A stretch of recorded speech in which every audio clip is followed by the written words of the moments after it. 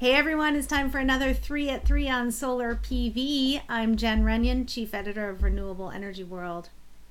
And I'm Paula Mintz, Chief Market Research Analyst with SPV Market Research. Great. Hi, Paula. Hey, Jen. Hey. So, all right, every week or every other week, we take 3 topics. We talk about them for about 3 minutes each. And you can skip ahead if you don't like one of our topics. But today, we're going to discuss the new executive order passed by Donald Trump. And then we're going to move into solar citizens. And then we're going to talk about installation numbers, total capacity, manufacturing capacity, all that good stuff. So let's start with this week's big news for the clean energy industry. Trump had said he was going to do it, and he did it. So he's passed an executive order. He's starting to roll back some regulations on coal in federal lands, fracking in federal lands. He's removing some regulations, or he's removing the requirement that government consider climate change impacts when they are deciding where to go forward. What do you think this means for the industry? Well, first of all, please don't skip ahead. Listen to everything we say. But second of all, I'm just going on a personal note, and I think on an industry note, and on a humankind note, and on an environmental note, and climate change note, this is a shameful period in U.S. history, and I think the history books will not be kind to us. Hopefully that the discussion of it in the history books will be more nuanced than just why did the U.S. behave so stupidly and in such a backwards fashion. So that aside, yes, there is momentum for renewables. However, we need to be very careful in the United States not to assume that we're going to keep rolling ahead while all these roadblocks are being set up ahead, all these regulations are being pulled down. It's really going to be a state by state by state effort. I live in California. That's a strong state for renewables and progressive thinking in any case. Right. I know that people around the world think we're insane here, but maybe we are. Well, California passed a regulation to stop. To say we're moving ahead. We're not going to let this change our direction. The downside to that is there's a lot of federal funds that flow into these things, and they can be removed. Yeah. So I think that we as an industry have to be realistic, and despite the fact that no reasonable person, quite frankly, could look at the momentum in terms of jobs growth, and I'm talking about all renewables, not solar right now. Okay. Jobs growth, etc., and the money pouring into the industry, and not say this is where the trend is. Even throw in natural gas, and you know how I feel about that. Yeah. Nonetheless, but these are the nonetheless these are the job creating energy industries right now. It's renewables and gas. That's what's happening. Exactly. So coal is not coming back. Clean coal is still, sorry coal people out there, a myth and expensive. And so for solar, for other renewables, here's an opportunity to get into coal country and retrain people. Exactly. I've been saying that for a while. And we really, I don't believe, have made a wholesale surge to do that. Yeah. Now, but to finish this up really quickly, this is a really bad sign. He's looking at the Clean Power Plan. This is dismantling our part of Paris. Luckily for us, it will take years to do that. But meanwhile, states that really didn't want to segue into renewables can just stop. Will stop. And they have stopped. Yeah, exactly. That is going stopped. to happen. Yeah. The minute he was elected, they stopped. And the other...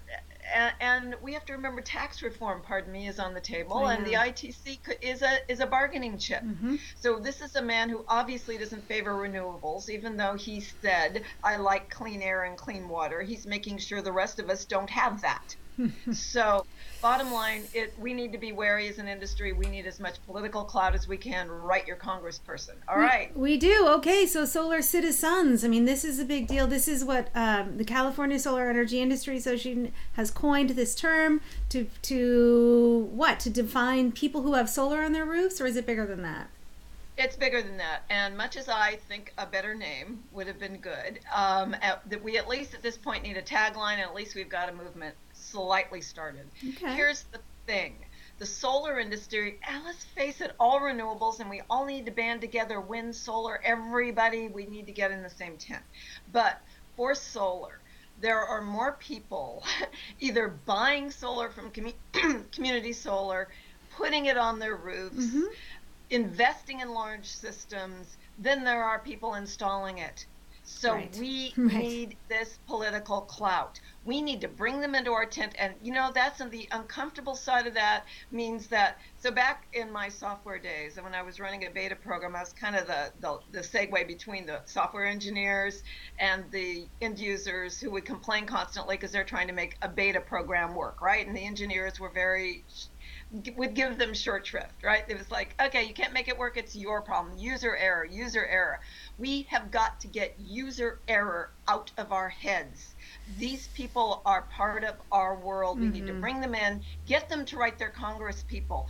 There are people all over the United States that want to go solar. Get them to write their Congress people. Retrain them so that they work with us. If we don't do that, it's going to be a deadly, painful few years, and on a state-by-state level too, because net metering is under attack. Yeah. So we need to bring them into our tent.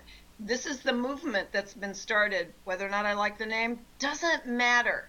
Get out there, support it in your state. Write to CalCia, find out how to get started in your own state. Okay. Good advice. So check out CalCia's website. I assume it's calcia.org, but I'm not sure. I think that's it too. and look at Citisuns, SUNS. That's the last part of that word. See what you can do in your state. A good point. I mean, a really good point for right now. And because we are out of our 3 minutes, let's move on to our last topic for today, which is the installed capacity numbers.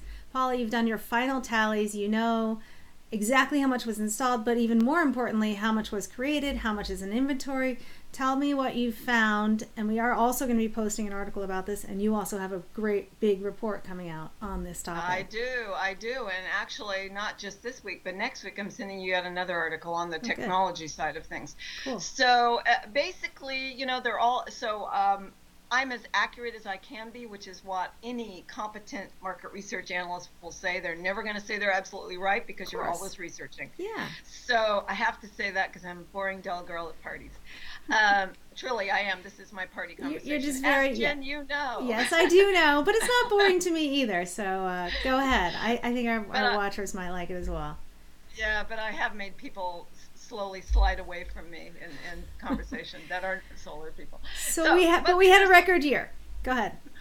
So basically, all of these are different numbers. There is about 81 gigawatts of the capacity to produce the crystalline and thin film electricity producing device. All right, that is a different number from module assembly, where we have about 96 gigawatts of module assembly. So module assembly, we're way over capacity. That's a problem.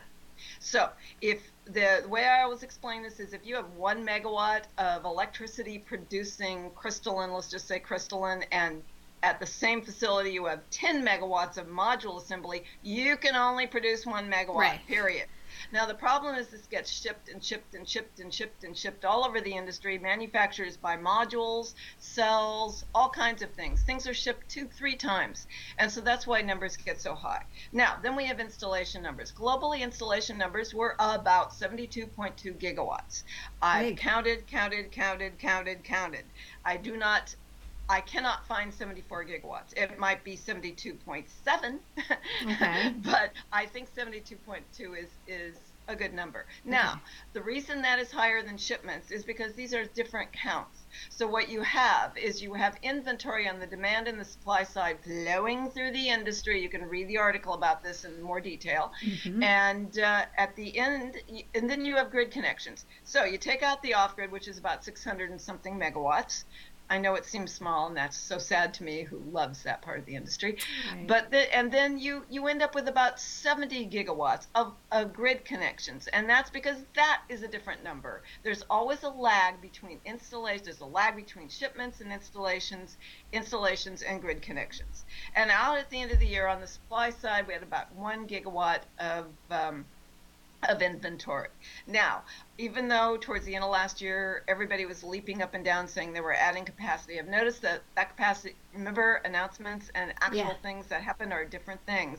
I don't see much capacity being added right now because if It's too shipments, much which I already. didn't mention, shame on me, shipments were 69.998, which is really 70 gigawatts. So if the capacity to produce the electricity producing thing was 81 and the shipments were 70, we're already a little bit over capacity Quite here. a bit. 10 gigawatts. Yes. That's a Now, lot. that's on the sell side. Okay. So the big question marks towards what can actually be produced this year are China. If China's Yeah. market slows, if it grows, then we'll probably see a slight uptick in prices because I don't think you're going to see that much capacity adding that would be useful by the end of the year. Okay. And so there will be a slight shortage and people would, but if it shrinks, if the government says we just can't keep slamming this stuff into the ground because guess what, our infrastructure won't support it, Yep. then we're going to have lower prices than they're already too low, and there's really no market right now to make it up. India can only take so much, and that is a problematic market for many reasons. And the U.S., honestly, risk has been inserted into that market. Absolutely. And Absolutely. that's it. Well, that's a very nice summary. Again, the article is right down below us on the page, and Read it. read it. And stay tuned to our next 3 at 3 on Solar PV. Please send us your ideas if you have things you would like us to discuss. That's all for today. So, bye, Paula. Bye, everybody. Bye.